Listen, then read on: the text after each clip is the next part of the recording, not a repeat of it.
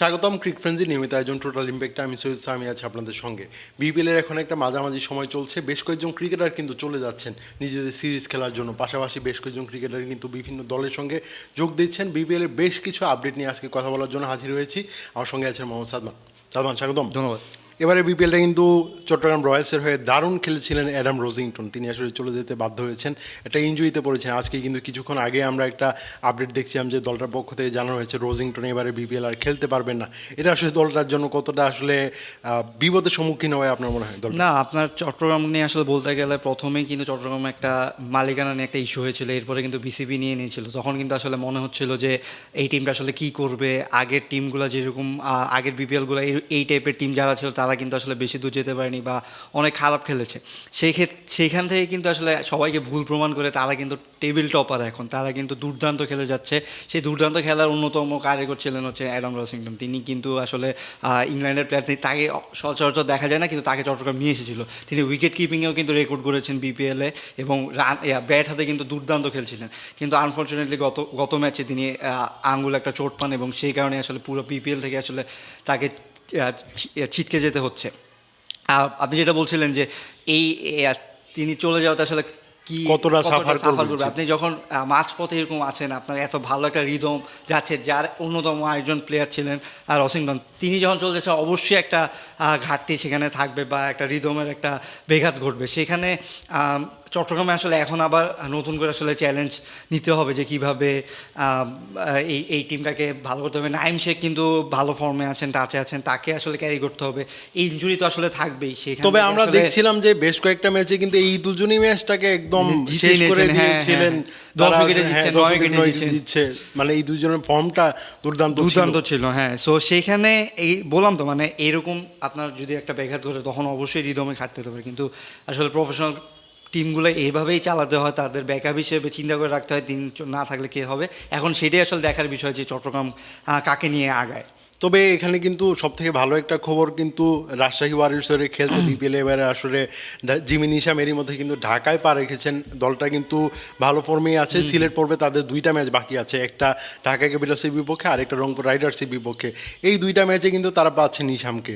So মানে তারা আসলে খুবই ভালো খেলছে, মোটামুটি পাবে। মানে টপ 4-এ জায়গা করে নেওয়ার মতো একটা টিম। তারা যদি নিশামকে পায় তাহলে তাদের আসলে প্লে অফে যাওয়ার সম্ভাবনা ভালো তৈরি হবে কিনা আপনার? নিশাম কিন্তু আসলে টি-20-র জন্য খুবই একজন গুরুত্বপূর্ণ বা ইফেক্টিভ প্লেয়ার। তিনি নিউজিল্যান্ডে যখনই খেলেছেন ম্যাচ উইনিং অনেকগুলা ইনিংস আছে বা উইকেটও কিন্তু নিয়ে ম্যাচ জিতিয়েছেন। সেই ক্ষেত্রে গত বিপিএল আপনার নিশ্চয়ই মনে আছে বরিশাল তাকে নিয়েছিল, তার মতো প্লেয়ারকেও কিন্তু আসলে বরিশাল খেলায়নি। মানে বরিশালের টিমটা তখন এতটাই কম্প্যাক্ট ছিল। সো তিনি কিন্তু এসেছিলেন কিন্তু খেলতে পারেনি, ফাইনালটা না খেলেও জিতেছেন। এই প্লেয়ারের আসলে যদি আপনি সার্ভিস নিতে পারেন অবশ্যই আপনার টিমের জন্য খুবই ভালো। আমরা রাজশাহীকে কিন্তু মোটামুটি আমরা দেখছি খুব গুছানো একটা ফ্র্যাঞ্চাইজি। রাজশাহীতে শান্ত খুব ভালো খেলছে, মুশফিকুর রহিম কিন্তু ভালো টাচে আছে। সো এই টিমটা কিন্তু মোটামুটি ভালো দিকে আছে। আমরা কিন্তু টপ 4-এ তাদের পাওয়ার সম্ভাবনা খুব ভালোভাবে দেখছি। সো সেই ক্ষেত্রে নিশাম যদি খেলেন, তিনি যে ফিনিশিং রোলটাই খেলেন সেখান থেকে যদি আসলে ম্যাচ ফিনিশিং করতে পারেন। এখন মাঝামাঝি আছে বিপিএল, ঢাকা পর্ব শুরু হবে কয়েকদিন পরেই।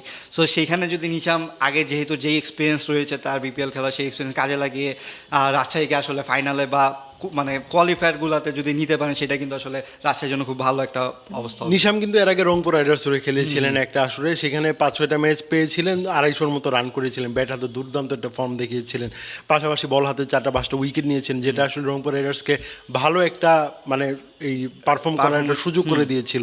এই পারফরমেন্সটা এই বাংলাদেশে কিন্তু অনেকবারই খেলতে এসেছেন জিমি নিশাম নিউজিল্যান্ডের হয়ে। সো এই ওয়েদারটা আসলে তার সঙ্গে খুব স্যুট করে, তিনি আসলে এই পারফরমেন্সটা দিতে চাইবেন। আর তিনি বিপিএলে রেগুলারই আসেন, মানে বিপিএলের ফ্র্যাঞ্চাইজি আপনি বরিশালের কথা বলছেন, রংপুরের কথা বলছেন, ভালো ভালো ফ্র্যাঞ্চাইজি তিনি খেলে গেছেন এবং এবারও মোটামুটি যেটা বলছি নতুন হিসেবে রাজশাহী কিন্তু ভালোই চালাচ্ছে টিমটাকে। সো সেই হিসেবে আমার মনে হয় যে এই টিমটাও তার জন্য ভালো হবে। তবে এদিক দিয়ে একটু সাফার করতে হবে মনে হয় সিলেট টাইটান্সকে। তারা আসলে দুইজন ক্রিকেটারকে হারিয়ে ফেলেছে। এর মধ্যে একজন আজমতুল্লাহ মোরজাই, তিনি আসলে ওয়েস্ট ইন্ডিজের বিপক্ষে সিরিজ খেলবে আফগানিস্তান, সেই সিরিজটাতে যোগ দিতে তিনি চলে গেছেন। পাশাপাশি মোহাম্মদ আমিরকে কিন্তু এবারের আসলে বাকি অংশটাতে পাবেন না সিলেট টাইটান্স। যদিও এখানে কিন্তু বেশ কিছু কথাবার্তা আছে যে আমিরের সঙ্গে আসলে টাকা পয়সা লেনদেনের ব্যাপারে একটু আর্থিক বনিবনা হচ্ছে না দলটার, এই কারণে তাকে পাঠিয়ে দেওয়া হয়েছে। আমরা কিন্তু স্টার নিউজের একটা নিউজ দেখছিলাম, একটা ভিডিও দেখছিলাম সেখানে কিন্তু তারা কিন্তু মোহাম্মদ আমিরের সঙ্গে যোগাযোগ করেছে, তার আমির কিন্তু স্বীকার করেছেন যে আর্থিক অসঙ্গতির কারণে তিনি আসলে ছেড়েছে। এই ব্যাপারটা আসলে বিপিএল এর জন্য একটা রেড সাইড মোমেন্ট অ্যালার্মিং। কিন্তু আপনার যে বিষয়টা আসলে হয়েছে, আমরা কিন্তু আগেও এরকম দেখেছি যে ফ্র্যাঞ্চাইজিগুলা মাঝপথে টাকা দিতে পারেনি, যেই কমিটমেন্ট ছিল সেখান থেকে দিতে পারেনি। এখন প্লেয়াররা কিন্তু বুঝে গেছে যে আমিরের কথাই ধরুন, আমির অবশ্যই দেখেছে যে এই বিপিএল এর কী অবস্থা। আমরা কিন্তু রিসেন্টলি হায়দার আলীর ইন্টারভিউ করেছিলাম, নোয়াখালীর যিনি ক্যাপ্টেন, তিনি কিন্তু এক বোল্ড কথা কিছু বলেছেন। তিনি কিন্তু বলেছিলেন যে এখন বিদেশি প্লেয়ার আসলে আসতে চায় না, যখন আপনি দেখছেন যে বিপিএল এরকম ফাইন্যান্সিয়াল সমস্যা হয় বা প্লেয়াররা টাকা পায় না তখন কিন্তু আসে না। যখন নোয়াখালী তাকে ওই অ্যামাউন্টটাই পাঠিয়েছে যেটা আসলে তার খেলার মতো, সে তখনই কিন্তু তিনি কনফার্ম করে এসেছেন।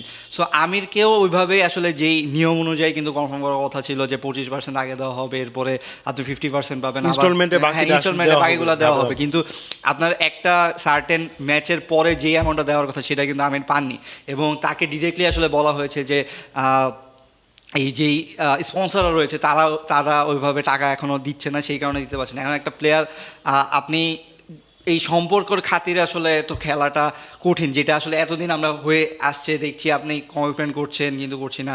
এখন সিলেটেও কিন্তু মোটামুটি নতুন, মানে মোটামুটি কি নতুন একটা মালিকানা এসেছে, ফ্র্যাঞ্চাইজি এসেছে, কিন্তু তাকে কিন্তু অনেক তাদের নিয়ে কিন্তু আসলে ভালোই ব্যাকগ্রাউন্ডে কিন্তু আমরা ভালোই শুনেছি। ইভেন তাদের যে মালিকানা ছিল, মালিকানা যারা আছে দলটার উপদেষ্টা, তিনি আসলে বলছিলেন যে তারা দরকার পড়লে ব্ল্যাঙ্ক চেক দিবেন যদি টিমটা পারফরমেন্স করে। তবে আমিরের কথাবার্তা আসলে সেটা কিন্তু মনে হচ্ছে না যে এবং তার কথাতেও কিন্তু আসলে অনেক কন্ট্রোভার্সি দাঁড়িয়েছেন। তিনি কিন্তু সাংবাদিকদের নিয়েও আসলে উল্টাপাল্টা স্ট্যাটাস দিয়েছিলেন, সেটার জন্য তাকে রোশনালা পড়তে হয়েছিল।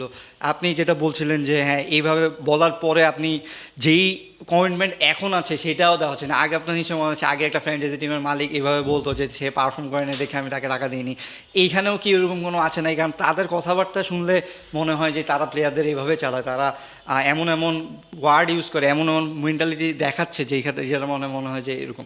সো আপনি আমিরের কথা যখন দেখবেন, আমির তো আসলে অনেক দিনের এই খেলোয়াড়, তিনি কিন্তু জানেন যে কখন কি হচ্ছে। আপনার আর আমার এরকম রিস্ক রয়েছে, তখন আপনি ফুল এফোর্ট দিবেন। আমিরের মতো একজন ক্রিকেটার যখন গ্লোবালি একটা স্টেটমেন্ট দিবেন, কথা বলবেন, হয়তোবা বিপিএলটা চলছে এখন, হয়তোবা কোনো একটা স্টেটমেন্ট দিচ্ছেন না, বিপিএলটা শেষ হলে অবশ্যই কারো না কারোর সঙ্গে কথা বলবেন, নিজে একটা স্টেটমেন্ট দিবেন, তখন কিন্তু বিপিএল এর নামে যে দুর্নামটা ছড়াবে, এটা কিন্তু এই ফ্র্যাঞ্চাইজি বাদে একদম পুরো বাংলাদেশের ভাবমূর্তিটা নষ্ট করবে। এটা তো অলরেডি আসলে অনেকটাই খারাপ হয়েছে, যতবারই হয়েছে। এবার মোটামুটি ভালো চলছিল, কিন্তু মাঝখানে কিন্তু এই ইস্যুটার জন্য এখন মনে হচ্ছে যে আবার পুরানোভাবে এগিয়ে নিয়েছেন। এখন আপনি সিলেটের কথাই যদি বলেন, মঈন আলীকে কিন্তু তারা নিয়ে এসেছে। তারা কিন্তু মঈন আলীর সাথে অনেকভাবেই কথা বলছে, প্রথম থেকেই বলছে তারা সিলেটের জামাই, তিনি সিলেটেই খেলবেন, সেটা নিয়ে কোনো ইস্যু নেই। কিন্তু আলটিমেটলি আপনি টাকা পয়সা বা জিনিসগুলো কীভাবে হ্যান্ডেল করছেন সেটাও কিন্তু দেখতে হবে।